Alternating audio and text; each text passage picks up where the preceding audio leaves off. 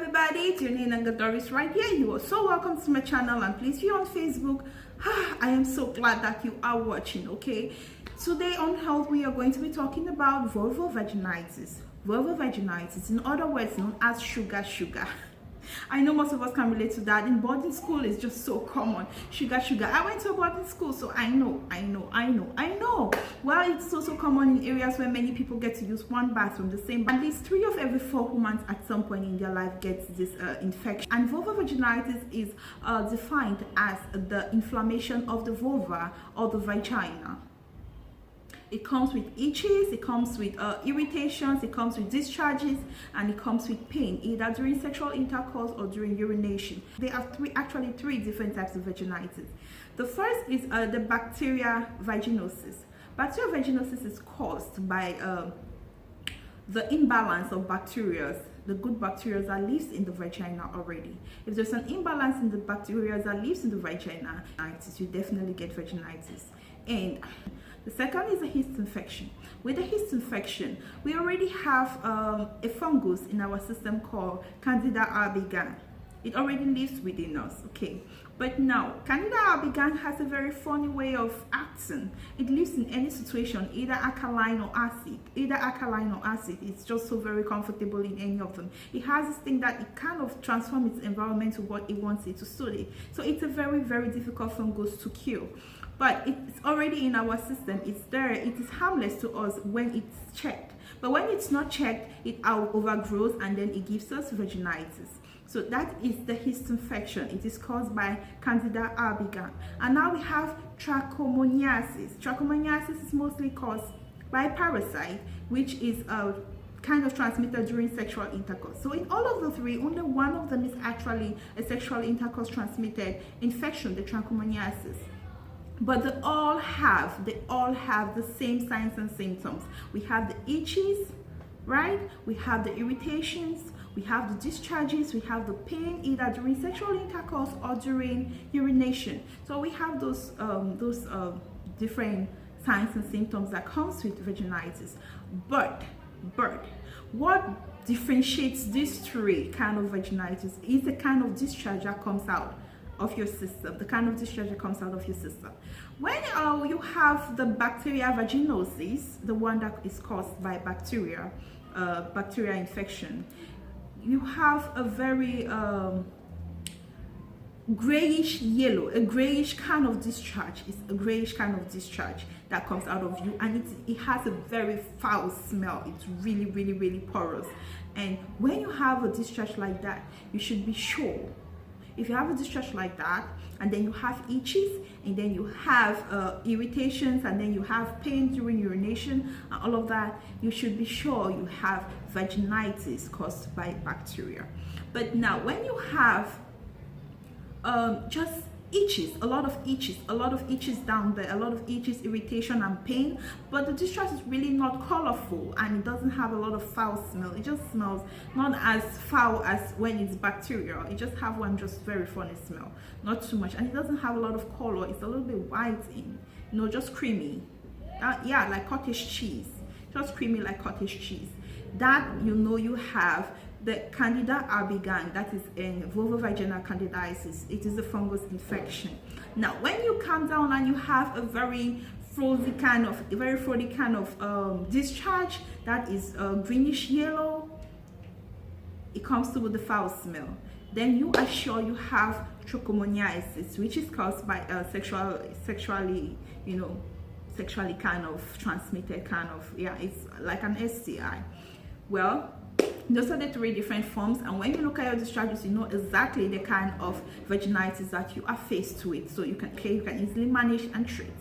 Well, now let's go to the factors that are the risk factors that brings about all of these issues in women. First, we have the hormonal change. You should note that pregnant women are always in the condition of vaginitis. They are always faced with it because there is a lot of hormonal changes in their system when they get pregnant. A lot of hormones are released that creates an imbalance that leads to vaginitis. Okay, so it is very common with pregnant women. If you're a pregnant woman and you're having all those vaginal itches, those itches down there, sugar, and the rest, please know that it is normal with pregnant women. Don't just raise a lot of alarm. Just go and visit your doctor doctor about it, and he will definitely get something for you. Okay, pregnant women, please don't buy side road drugs. Please, I beg of you, don't buy side road drugs, and don't keep vaginitis on you for too long. If your vaginitis passes more than a week, rush to the hospital and visit your doctor. It leads to premature birth. It leads to premature birth. So avoid that, and then visit your doctor as soon as possible. Okay. Well, aside the hormonal changes due to pregnancy, you have hormonal changes due to the intake of hormones, hormonal contraceptives. You have different things that you take that actually changes your whole system or leads to the release of some hormones that creates the imbalance that leads to vaginitis. Okay, and then you have the intake of antibiotics. When you drink a lot of antibiotics, it goes down there and kills the good bacteria that lives in you, and then creating the imbalance check of the bacteria in your system, leading to the outgrowth of one over the other, then leading to what? Vaginitis. Okay, yeah.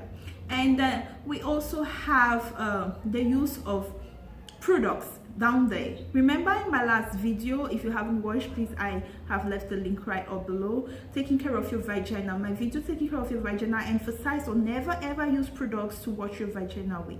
Never ever use products to wash your vagina. This is because these products go down there to, you know, change the pH level of the vagina, leading to the outgrowth of more bacteria over the other, and it is not good, and it kills the good bacteria in there, leading to the bad ones to outgrow and, you know, bring up all these other infections in our system and making us vulnerable. So people who use products down there, people who use vaginal sprays, vaginal deodorants, and scented tampons and scented pads and all of that, not good for you, not good at all. These things lead to vaginitis. They kind of promote or cause vaginitis at the end of the day. Not good. And people who use same bathroom, is very common with people who use same bathroom. So please try to avoid going to pee on top of another pee and doing all of those things. No, it is risky. It is a risk factor for vaginitis. Okay, avoid doing that. And people who have too many sex partners, trichomoniasis is caused by sex infection. It's during sexual intercourse. So people with too many sex partners obviously end up having trichomoniasis, and this is not good for you. This is not good for you. I'm not judging, I'm just saying. Okay, I'm not judging, I'm just saying. Well, those are the risk factors that leads to vaginitis, and if you notice, it is very, very common for women to get through this factor somehow. A woman might get pregnant sometime in her life, and bam, vaginitis will pop up. A woman might use the restroom, bam, vaginitis will pop up. A woman might just, you know, drink antibiotics, bam, vaginitis will pop up. So most of it sometimes it's not your fault. Okay, most of it sometimes it's not your fault. And there is this mistake we always do. Once we have that irritation and those itches, we tend to want to go take a bath so many times, do douche. No, douche is not good for you. Once you have vaginitis, avoid taking douche. Avoid douching a lot. It is bad for you. When you douche a lot, it goes and changes the pH. It worsens the situation. It changes the pH, which is instead trying to balance up. It changes it and make it more favorable for the bacteria or whatever, or the fungus that's there to even multiply even more. Okay, so I know the irritations come with a lot of unpleasant feel, but don't douche. Don't douche. Don't douche. Don't douche. I am repeating myself. Don't douche. Okay, don't douche. All right, that is it for vaginitis. Let's go to the management and treatment for vaginitis. Okay, now for the management, for the bacterial part of it, the bacterial vaginosis, you can easily manage it with tea tree oil. Tea tree oil is actually very harsh. Before you get to use it, please first try it in a patch of your skin. Just choose a patch of your skin and apply it on it, and wait for 24 to 48 hours and see if there's no irritation. Then bam, you're good to go. You can use it, but never use tea tree oil by itself, just by itself. No, always dilute it, probably with coconut oil or olive oil, your choice.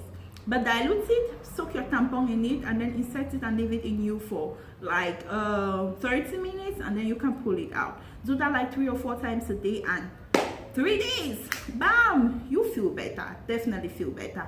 And you can as well drop some of it in lukewarm water. I'm talking about tea tree oil. You can drop some of it in lukewarm water and sit on it at a waist level, sit on it for like 15 minutes, and you get up, you are good to go. Do that 2 to 3 times a day and you definitely feel better. Okay, well, still for the bacteria part, you can take probiotics. You can take probiotics. Probiotics are very common in yogurt. That's why it is said that a yogurt a day is very good for a human. Probiotics are the bacteria that are found, good bacteria that are found in yogurt that you can actually drink. You can actually, in the form, you have the tablets. We have probiotic supplements that you can drink that introduces good bacteria into your system and make your system balance up. Especially after you've taken antibiotics, you can drink probiotics to balance up the bacteria that are gone, that died during antibiotics. So probiotics are very good for you. You can visit your gynecologist to prescribe you some probiotics, or you can eat a lot of yogurt. It will help balance the bacteria that are gone, the good bacteria that you lost during antibiotics, or maybe overdosing, or I don't know, but it will help balance up those bacteria. And then subsequent healing, okay, subsequent healing, automatical healing, yeah, that is very good. Well, for people with fungus, the fungus Candida albicans, like I said before, it's a very complicated fungus. It does everything to suit its environment, to feel comfortable in its environment, so it is very difficult to treat.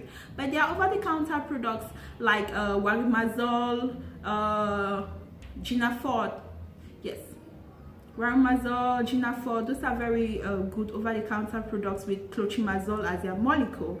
Clotrimazole is a very good antifungus. So if you get the molecule clotrimazole in any product of your choice, you can just go to a pharmacy and ask for any clotrimazole. Warimazole and Ginafort comes in ovules. They are ovules that you insert into your vagina, and bam, 2 to 3 days, you definitely feel better. That is for the fungus. For people with trichomoniasis, my very first advice is please reduce your sex partners. I'm not judging. Please reduce your sex partners. It will help you, because normally with trichomoniasis you can treat yourself, but when you keep having these multiple sex partners, you go back to get them, because it is very important that you treat yourself and treat your partners.